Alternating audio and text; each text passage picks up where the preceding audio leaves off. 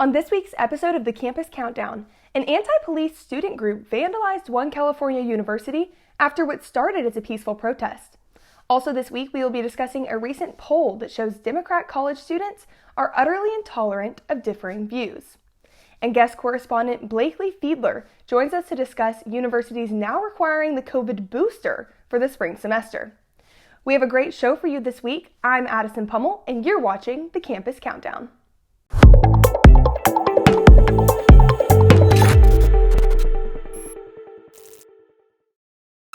For our number 3 story of the week, a new poll shows that Democrat college students are far more likely than their Republican classmates to refuse to date, work for, or even be friends with someone who voted for the other party.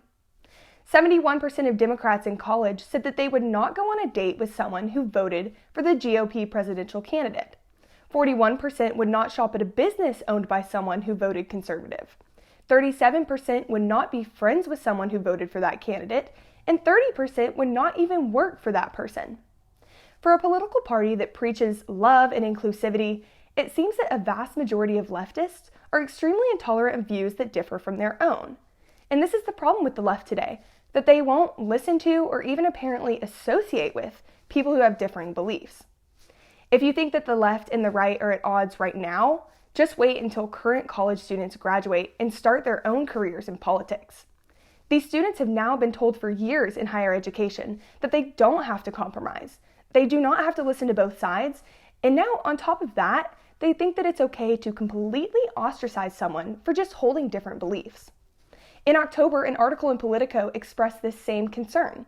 The article said, "The highly educated young liberals who serve as the standard bearers of the party's platform are leading Democrats down a path towards political obscurity." And I think this phenomenon is most prevalent on college campuses, with the two parties completely polarized. As a conservative college student myself, I can speak from personal experience that the left on campus is completely intolerant of not just conservative beliefs, but conservative students themselves. Now, I've always been of the opinion that it's really beneficial to listen to both sides of an argument and then make my own educated decision about how I personally feel about that issue. However, based on this poll, it seems that Democrats feel differently. When they refuse to date, work for, or even be friends with conservatives, and I know they're not sitting around watching campus reform, how will they ever hear the other side of the argument? For our second story of the week, we have guest correspondent Blakeley Fiedler here to tell you more. Hi Addison, thank you for having me.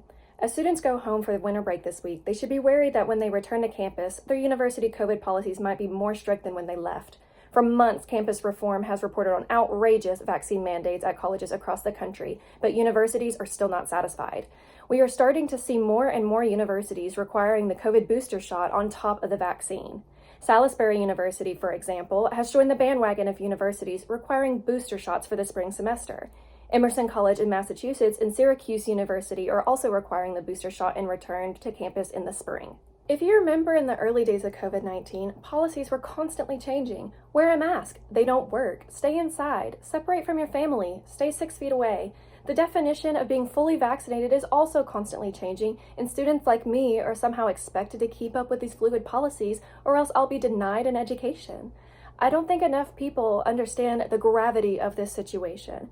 Young adults are being denied an education simply for wanting to choose whether or not they get an injection that may or may not be beneficial to their health needs. In fact, Notre Dame is requiring the booster even for students who are studying remotely. Now students aren't even allowed to get an education from the safety of their own home. If a student is taking classes online alone, then why would they be required to get a booster or a vaccine in the first place?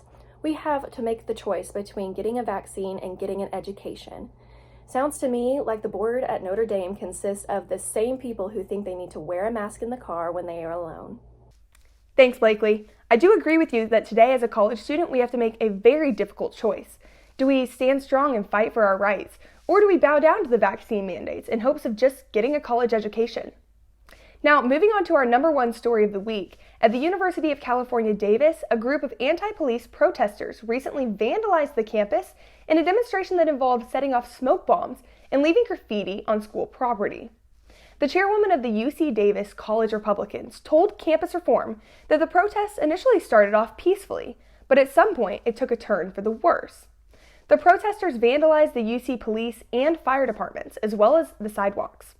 Protesters also set off smoke bombs and displayed a giant wooden pig that said, "We will outlive policing." The chairwoman thinks that the infamous Cops Off Campus group is responsible for this vandalism, since the next day they posted a photo on Instagram mocking the incident. The vandals spray-painted F12 and ACAB on signs, sidewalks, and even campus sculptures. Now, interestingly enough, UC Davis announced just last month that the university would actually be defunding campus police, as well as stripping them of the ability to get law enforcement gear from the feds.